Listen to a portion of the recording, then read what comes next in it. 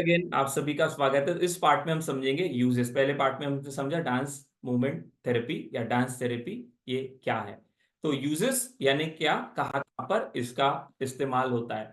तो अगर हमें जो भी मोडालिटी हम सीख रहे हैं, जो भी हीलिंग मोडालिटी आपको आती है, NLP, hypnotherapy, music therapy, pranic healing, reiki healing and all, तो मैं सारी अलग अलग चीजें आपको क्यों बताता हूँ, because her client, her participant अलग है और आपके पास जितने वेरिएशंस रहेंगे टूल्स, राइट, तो आप बहुत अच्छी तरह से लोगों को मदद कर पाएंगे। सो मैं हमेशा बोलता हूं कि to use something it is not necessary to know everything, right. तो यहाँ पर आपको एक्सपर्ट नहीं बनना है, इसमें इसके टूल्स सीखना है जिससे रिजल्ट आता है। जैसे मैं हमेशा उदाहरण देता हूँ कि बिजली इस्तेमाल करना है तो लाइट की बटन दबाना ये पता होना चाहिए आपको, बटन दबाओ लाइट इस्तेमाल करो। वैसे ही डांस थेरेपी के अगर डेप्थ में जाओगे तो कोर्स है, पूरा पूरा कोर्स है, साल साल भर का। हाँ, 1.5 लाख रुपए फीस है। म्यूजिक थेरेपी का भी मैंने बताया 1.5 लाख रुपए का कोर्स किया है दीपा मैडम ने, जो हमारे कम्युनिटी मेंबर है। By the way, Deepa madam is also coming for the Lonavala programme. तो आपको उनसे सामने सामने आपको समझ में आएगा कि एक एक चीज की डेप्थ है। बट कम समय में, आज 4G का जमाना है, 5G आ गया है, राइट। समय कम में, कम समय में हम कैसे लर्निंग कर सकते हैं, तो वही यहाँ पर आपको लाइव प्रोग्राम से होता है। तो हमने जो चीजें सीखी, जानी, समझी, तो उसकी जो चीजें हमको ना बहुत ज्यादा डेप्थ में जानी है और जिसका इस्तेमाल करके हम इसको यूज कर सकते हैं, वही चीजें हम यहाँ पर आपको प्रैक्टिकली बताते नहीं, करवाते। इसलिए 1 साल का आपको स्पेस दिया है। तो इसलिए यहाँ पर ये ना समझे कि सर 1.5 घंटे में आप बता रहे हो, वहां पे 2 दिन का प्रोग्राम है। नहीं, 1 साल का प्रोग्राम है, उसका ये पार्ट है। तो मास्टरी आने के लिए तो आप हमारे साथ हो, लेकिन कंसेप्चुअल लेवल पे आपको जूम सेशन से और 2 दिन के इससे समझ में आ जाएगा। सो यूजेस आज हम इसके समझ रहे हैं। सो फिजिकल इसके जो है बेनिफिट्स क्या है, तो यूजेस क्या है। तो फिजिकल इश्यूज के लिए डांस थेरेपी को इस्तेमाल किया जाता है। कुछ देर में वीडियो में बताऊंगा, उससे आपको समझ में आएगा कैसे थेरेपी दी जाती है। तो इसमें क्रॉनिक पेन की बहुत सारे ऐसे इश्यूज होते हैं जो हमारे बॉडी से नहीं जाते, राइट। तो क्रॉनिक पेन के लिए इसका इस्तेमाल होता है। देन चाइल्डहुड ओबेसिटी, बहुत सारे लोगों का बचपन से ही जो है ना वेट ज्यादा होता है, बच्चों का आपने देखा होगा, उसके लिए इसका यूज होता है। आर्थराइटिस जो है, जो घुटनों का, पैर का दर्द, हड्डियों वाली जो बीमारी है, तो वहां पर इसका इस्तेमाल होता है। देन हाइपरटेंशन के लिए is one of the best tool, जिसका इस्तेमाल करके जो है हम रिलीज कर सकते हैं हमारे मन में आए हुए जो स्ट्रेस है, और उसका असर फिर हमारे जो है बॉडी पार्ट्स पर होता है। देन कार्डियोवास्कुलर डिजीजेस, यानी कौन सी डिजीज जो हार्ट से रिलेटेड है, तो ये सारी जगहों पर इसका यूज होता है।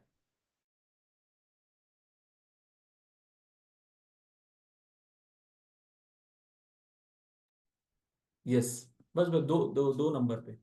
यस। सो हम यहाँ पर समझ रहे यूजेस, तो इसका थोड़ी देर में हम साइंस अपना वीडियो देखेंगे कि और कहाँ कहाँ पर यूज होते हैं। Physical uses, then mental health issues, anxiety के लिए, एंजाइटी के लिए इसका इस्तेमाल होता है। देन डिप्रेशन पेशेंट के लिए आज जो है इसका इस्तेमाल किया जा रहा है। तो थोड़ी देर में मैं उसका वीडियो आपको दिखाता हूँ कि बीबीसी क्या कहता है। कि बीबीसी ने, बीबीसी जो न्यूज चैनल है, उन्होंने इसको जो है कवर किया। तो वही वीडियो मैं आपको दिखाऊंगा, ताकि मैं बोलूंगा तो शायद आप मानोगे नहीं, लेकिन आपको इस तरह से साइंस वाले वीडियो दिखाऊंगा जो आज मीडिया कह रहा है, दिखा रहा है, तो वो बातें आज डॉक्टर्स कह रहे हैं। तो डिप्रेशन के लिए इसका इस्तेमाल किया जा रहा है। डिसऑर्डर ईटिंग है ना, ईटिंग डिसऑर्डर जो है, कि जो नहीं खाना चाहिए वो खा रहे हैं और जो खाना चाहिए वो नहीं खा रहे, तो आड़े तिड़े चीजें खा रहे हैं और जिससे हेल्थ बनती है वो नहीं खा रहे हैं, तो उसके ऊपर भी इसका इस्तेमाल होता है। पुअर सेल्फ स्टीम, जो मैंने ऑलरेडी बताया, खुद के ऊपर कॉन्फिडेंस नहीं, राइट, सबकॉन्शियस लेवल पे बचपन से जो प्रोग्रामिंग हुई है,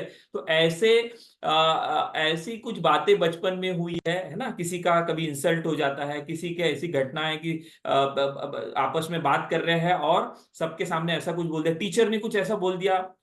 अब तो घर पे थे, बच्चे के मन में वो लॉक्ड हो गया, बच्चे के मन में वो पड़ा हुआ, सबकॉन्शियस में पड़ा हुआ है, वो पता कैसे चल रहा है वो। तो यहाँ पर लाइफ में दिख रहा है कि कॉन्फिडेंस नहीं है, इंटरव्यू में कॉन्फिडेंस नहीं है, स्टेज पे जाके बोल नहीं पाते, कैमरा के सामने आ नहीं पाते, कुछ करना है लाइफ में डिसीजन नहीं ले पाते।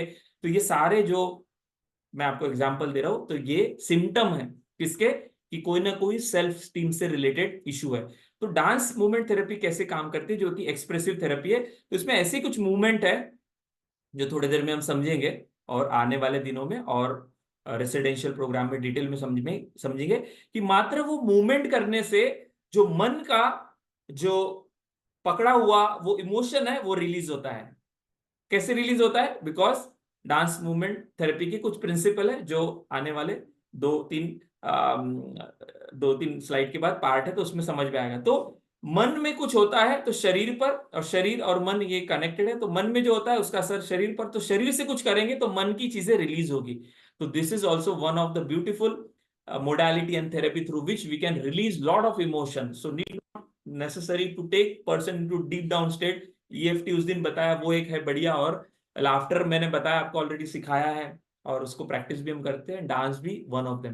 पोस्ट ट्रोमैटिक स्ट्रेस, राइट, तो यहाँ पर भी इसका यूज होता है। तो मेंटल हेल्थ इशू के ऊपर, फिजिकल के ऊपर इसका कई सारे एप्लीकेशन अलग अलग चीजों के लिए किया जाता है। सोशल इशू यानी कि अलग अलग बीमारियां, अलग अलग प्रॉब्लम। अभी ऑटिज्म क्या है और ये क्या है, तो यहाँ पर हम ज्यादा बात नहीं करेंगे। वाई? बिकॉज ये अपने आप में थेरेपी का पार्ट है। तो जब हिप्नोथेरेपी वाला पार्ट होता है उसमें मैं बहुत ज्यादा डिटेल में बात करता हूँ, और अगर आप उसमें इंटरेस्ट रखते हैं तो अगर मैं बता दूं कि नीड नॉट नेसेसरी टू, अरे सर कोर्स खरीदना हमारा ले लो फिर आप आओगे फिर हम सिखाएंगे, ऐसा कुछ नहीं, राइट। ये है, इसमें से आपको थ्योरी पार्ट तो पक्का कंसेप्चुअल लेवल आपका कवर हो जाएगा। तो 14 पार्ट है हिप्नोथेरेपी के, इसमें मैंने डिटेल में हीलिंग के ऊपर बात की है, राइट। लेवल 1 का हीलिंग क्या होता है, लेवल 2 का क्या होता है, तो जो कम्युनिटी मेंबर है उनके लिए भी, और जो नॉन कम्युनिटी मेंबर है और लोनावला में आ रहे हैं उनके लिए, दोनों के लिए है। ये आपको सुनना है ताकि आपको ज्यादा से ज्यादा बेनिफिट मिले, राइट।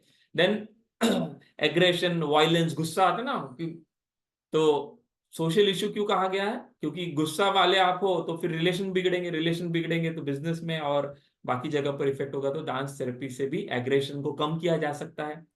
बच्चों के जो होते हैं तो इसमें कुछ ऐसे स्टेप्स होते हैं, ऐसे कुछ मेथड्स है जिससे हम बच्चों को ट्रीटमेंट थेरेपी देके उसमें के अंदर का गुस्सा कम करवा सकते हैं, राइट। डोमेस्टिक वायलेंस ट्रोमा, दंगे फसाद होते हैं, ऐसी कुछ बातें आपने देखा होगा, कई सारे नाम नहीं लूंगा, इंडिया में इतने सारे होते, तो वो ट्रोमाज लोगों के लाइफ में जीवन भर होता है।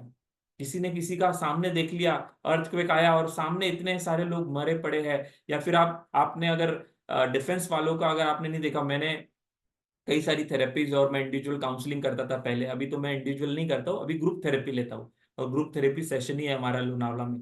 तो रेलवेज के जो है मेरे पास कई सारे क्लाइंट आते थे, बिकॉज मैं एक डॉक्टर है जो नागपुर के, उनके साथ एसोसिएशन में मैं उनके क्लाइंट को हैंडल करता था। वो होम्योपैथिस्ट थे, वो गोलियां देते थे और मैं मन का जो है गोली देता था, तो उनके प्रॉब्लम में हैंडल करता था। तो उसमें डिफेंस का एक जो पर्सन आया था, तो बॉर्डर पर था वो, तो बॉर्डर में ऐसी कुछ छोटी मोटी जो लड़ाइयाँ है जिसमें उन्होंने देखा सामने उनके साथ जो लोग थे वो मारे गए, और वो जो उन्होंने देखा वो उनको रोज याद आता है, रोज याद आता है। इंसिडेंस तो हो गया बट वो ट्रोमा जो है वो अभी भी मन में बैठा हुआ है। तो मुझे बताइए कि कैसा उनका लाइफ होगा।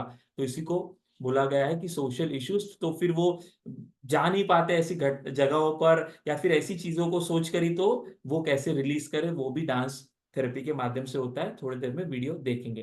देन सोशल इंटरेक्शन, है ना, बहुत सारे बच्चे होते हैं या लोग होते हैं मिलना पसंद नहीं करते, तो क्यों मिलना नहीं पसंद करते? क्या उनको अच्छा नहीं लगता है मिलना? नहीं, कुछ तो अंदर में बैठा हुआ है, कुछ तो डर है, कुछ तो घबराहट है, वो रिलीज नहीं हुआ है, इसकी वजह से नहीं हो पाता। घर में मेहमान आते हैं और बच्चा अंदर चला जाता है, हमारे साथ भी ऐसे हुआ है ना। तो ये सारे रीजन जो है ये सोशल इश्यूज में आते हैं। फैमिली कॉन्फ्लिक्ट इससे रिजॉल्व होता है।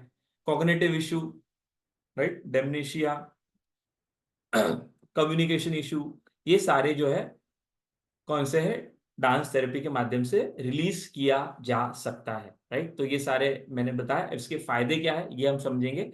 एक एक करके हम टॉपिक को कवर कर रहे हैं ताकि आपका कंसेप्ट थियरी क्लियर हो जाए, और फिर हम कुछ एक्सरसाइजेस समझेंगे और साल भर तुम सीखेंगे, और साथ में हम वीडियोस भी देखने वाले हैं। तो नेक्स्ट पार्ट में इसके साइकोलॉजिकल बेनिफिट देखेंगे, फिर इसका हम क्या देखने वाले हैं, इसके हम समझने वाले हैं साइंस को, हिस्ट्री समझेंगे, किसने इसको इजाद किया, इजाद तो नहीं बोलेंगे, रिडिस्कवर किसने किया, और फिर ये कौन कौन सी बीमारी में किस किस तरह से इस्तेमाल किया जाता है। तो मिलते हैं नेक्स्ट पार्ट में।